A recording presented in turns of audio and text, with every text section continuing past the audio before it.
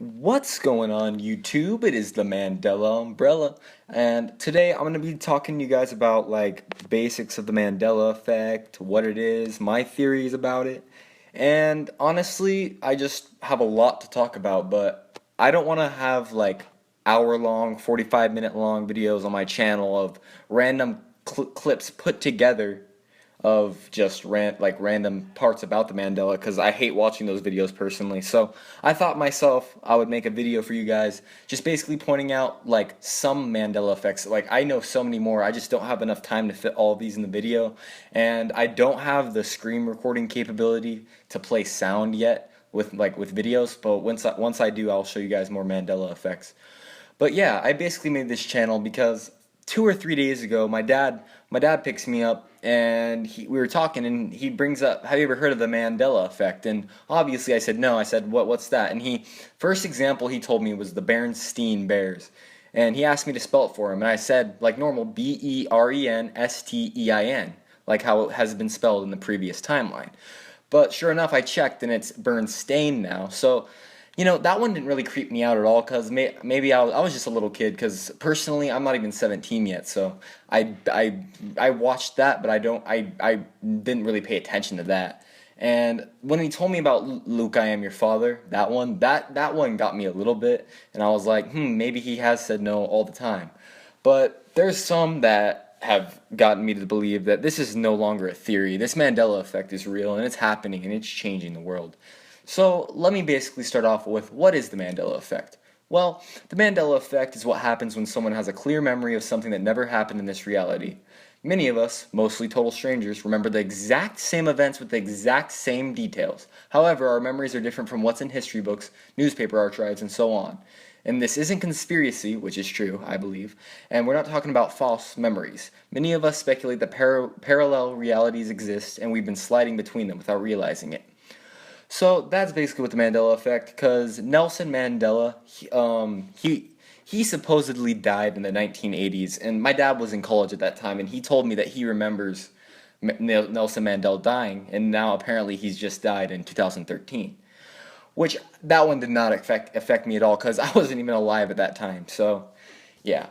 So let me go into about CERN. This is what CERN is. Now notice, this is the first thing I noticed when I looked at the website. If you see that, that's a clear 6 right there. And if you see that, that's a clear 6 right there. And if you see that, that's a clear 6 right there. So 3 sixes, like come on, that's totally satanic. So CERN is basically a European organization for nuclear research, and I'm not going to read off here. I'm just going to tell you what I know. They created this thing called the Large Hadron Collider, I believe. I don't know how to pronounce it. Large Hadron Collider. And it's basically a 17-mile long machine which smashes particles together to basically create what happened a few seconds after the Big Bang, supposed Big Bang effect. So what this is doing is changing history, and I personally don't think that people themselves are going back in history and changing scripts of movies or changing logos. I think it's the chance of probability. Like, for example, say you want to go to the mall and you're deciding, should I go to the mall? And then you don't really care, so you say yes or no. Like it's just probability. Like it doesn't really matter to you. So like I feel like that's what's happening. And then since everything got a second chance when they're doing this thing, it's becoming different outcomes. So also I wanted to state that CERN was the creator of the World Wide Web, which is a little scary because I don't understand. I personally do not understand how the fucking Wide Web works, and it's really all confusing to me.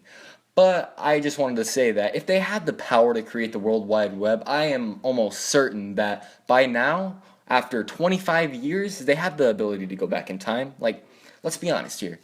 So this is the one that affected me the most. So let me drag this over here. This is the one that affected me the most, the Marilyn Monroe. So Marilyn Monroe is an actress, as most of you may know, and she has an infamous mole on her upper lip. But now, as you can clearly see, it has moved to her cheek. Cheek. What's a good picture? Right here. Cheek, right there. And this one really hit home with me because I'm going to show you guys a picture of myself. I don't care. I have a mole right here, right where Marilyn Monroe used to have the mole in the timeline. And in middle school, I would be made fun of for having that mole, and they would call me Monroe. So as soon as I saw that Marilyn Monroe mole was on her cheek, that had me believing like 100% that this theory is not just a theory and it exists. So I'm not really completely sure about this one. I faintly remember Mickey Mouse having straps, and I don't see why else he would have two big ass buttons in the front of his shorts, and it seems kind of strange that he's shirtless. Like, I don't know, I really, like, where I recall him having straps and wearing overalls. But maybe that could just be me, I don't know. But this one I know for a fact was not always Febreze. It was Febreze with two E's in between the R and the Z. Like, we all know that. Come on. Febreze. Like, breeze. That's an air. That's what they named it after. So now you're trying to tell me that it's only one E and there's no history of that? That's just bullshit. Same with this one. Phillips. I remember Phillips having two L's 100%. Like, come on. One L? That's definitely a Mandela Effect. And I talked about this one at the beginning of the video, the Bernstein Bears. Yeah, that was an E. Like I'm not too sure about that one, but yeah, it's an E. Ooh, the Mona Lisa. So let's talk about this one because when I was in 5th grade, I had a teacher. Her name was Mrs. Rizzi, I believe, and we would talk about how we were talking about history of art. And one thing she said is, the thing about Marilyn Monroe, the thing about Mona Lisa is that she does not have an expression. You can't tell if she's happy. You can't tell if she's sad. You can't tell what what emotion she's having. So now, as you guys can clearly see, she's happy in that picture. She has a smile on her face. Every picture you look at, she has a smile on her face. This one also hit home for me really bad. So I honestly don't believe that.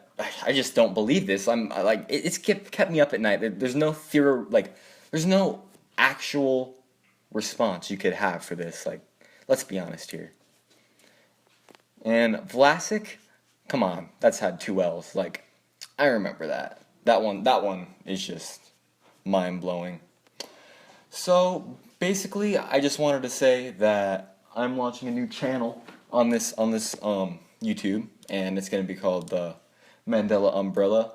So please subscribe for more content. I definitely am going to be sharing more Mandela effects with you guys, and I talk really fast in my videos because I don't want to have you guys sit through 15 or 30 minutes of just pure rambling about the Mandela effect. Like, these are the hard, cold facts, and I am 100% sure that this Mandela effect is a real thing. So, like I said, please leave a like rating below, comment, and subscribe to my channel, and this has been the Mandela Umbrella, coming at you guys with its first video. So, thank you guys, and I'll talk to you later. Peace out.